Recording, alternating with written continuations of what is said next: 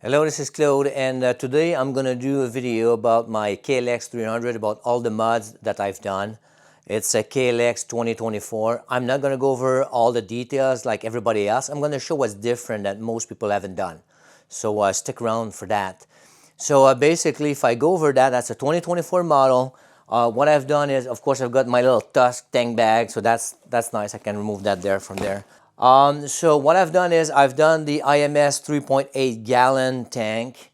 I love it. I just, instead of putting the big thing, I just put the little tube here that I bought from Amazon. I've done the IMS food pegs like everybody else. I've done that. One thing that I haven't seen though is I did put some cotton reels over there that I think I bought from Amazon. So I can just lift the bike with my Pitbull stand. So I really like that. So that's really a good thing there. So yeah, so I did put some of the Tusk little thingy there to hold the thing, so the brake is not gonna go get hit by a root or something. These are expensive, even though it's cheap, it's still expensive. I just went to Home Depot and bought some of the cable coated with rubber, whatever it is, and I bought the clamping thing so I can do more and other stuff. So that's a better for me there. I got the Tusk skid plate, so that's a given. What I've done as well is also I've put some. If I look at this is let's keep the structural. I put some precision racks in the back, precision motorcycle rack, rear rack, and I've got also the side racks, whatever it's called, the saddle racks. So yeah, so I can put this, and then so I will show here. I put the a little thingy here for my double take mirrors. I just put some adapters, but I also put the little thingy that I bought from Amazon. That's just an extension with another ball, so I can put my GoPro on it. And so what I'll do is I will actually use my GoPro. Just want to show it with the GoPro there, but I will use the GoPro now to put on the harness. All right, some of the things that I've done as well. So I've got my double take mirrors like everybody else has. I've got the MX Race Pro Taper, 1 1/8 bar. I've done that. I've put a little thermometer here. I like to go when I go in the boonies. I like to know where I'm going. The temperature it is. If it's closer to 0 Celsius, freezing point, 5 degrees Celsius, just above freezing point.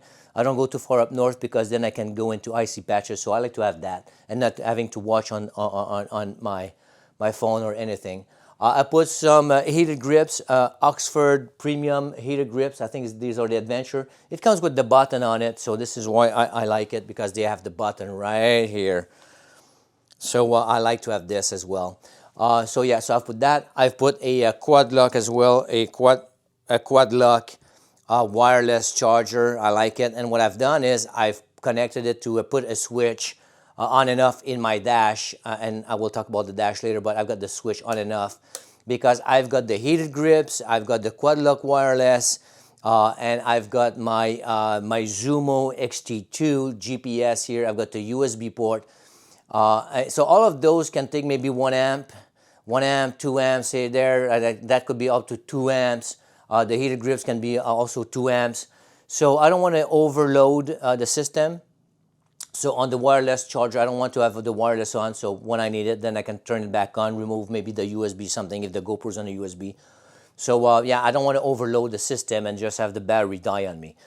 So that's what I've done that. So this is also a CNC, a nice CNC, windscreen and enduro style dash. So I like that quite a bit. Exactly, so I can have all my things there. And also before I end up to the dash, what I changed there, I did the combo of the tires as well. I've done the Dunlop D606 in the back, and then the Pirelli MT21 in the front. Love that, way better than the D605, I think, original. That came also in the KLR, piece of crap. Now I'm very much more confident when I ride. I did put the bark busters, the green bark busters. Love that. I put a Zeta adapter in the front, so I don't have nothing that comes in attaches to the handlebar. So I put that little Zeta, adapter here that the bark buster connects straight to that and not touching the handlebar. I really like that. I did put the Tusk shift lever there. I did put the battery for charging with the my chargers, the Optimate chargers. So I just have the quick connect that comes over here. I did that also on my KLR. Yeah, so this is what I've done. What else did I do? I didn't change nothing in the back. I didn't put the tidy up or nothing. I didn't do that. So I like to have my mud guard there, so I'm doing this. One of the things that I've done as well is I put a fuse box under the seats because I've got all my electrics. I've got the wireless charger, I've got the heated grips, I've got the GPS, I've got the USB thing, I've got my LEDs, I've got a lot of things going on. So I did put a fuse box, and I will put a photo. I think I took some photos of it.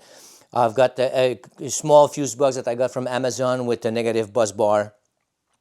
And I've put a relay in the back, and basically the relay is connected to the license plate lamp. So what it does is that when the ignition lamp goes on, I put a splitter there on the ignition on the license plate light. So when I put the key on, basically the relay, it's a single pot, single throw, SPST, single pot, single throw, normally open 12 volts up to 30 amps relay. So when it sees the power from the license plate lamp, it energizes the switch, the relay, the main one, and then this is connected straight to the battery. So when the motorcycle is running, it gets the full 14 volts to the system. So that's what I like. So it doesn't, because the Oxford grips would go in shutdown mode because it would only see 12 volt because initially I had connected only to the accessory.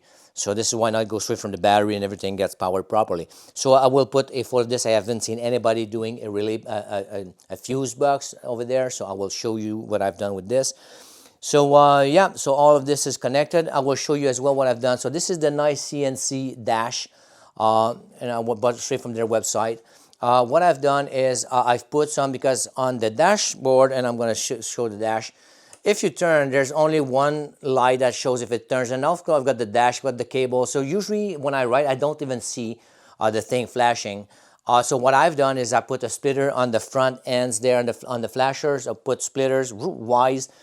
So I split it in the dash, I split the signal left and right. So now I clearly see left and right. In order to have this to not do hyper flashing, I changed the OEM relay, which is on this side just next to the battery. I changed the relay from the OEM to the TST Gen 2-F relay. So I've got a mix right now of the original bulbs and then incandescent bulbs with the LEDs in the dash. And then so what this does is that it prevents the hyper flashing. And in my case, I can show it right here. It works very well. So I can say that the TST works for me. So I will turn that off. The same thing here, on the dash, I've got my on and off. So I might have my GoPro connected to the USB thing. The USB is here. I've got one that is nice and neat, goes all the way in, and I just put a rubber cap on it. So when I turn that on, then I'm going to have my wireless charger. Very often I don't need, if the phone's at the 90%, I don't want it to be charging and taking maybe 1 amp on the battery while I've got the GPS going on and I've got other stuff going on, so I don't want to drain the battery. So I can just power this off and be done with it. All right, so this is some of the things that I've done as well.